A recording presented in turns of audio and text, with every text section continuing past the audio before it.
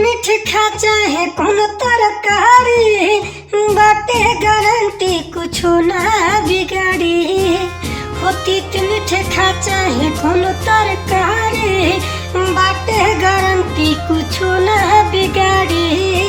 होई ना गैस कोला तू ऐसे, होई ना गैस कोला तू ऐसे, लेके जौनिया हमारे हो कि ढोड़ी में ही तो घर के पिलो पियो हमारे हो, कि ढोड़ी में ही तो घर के पियो जो हमारे हो।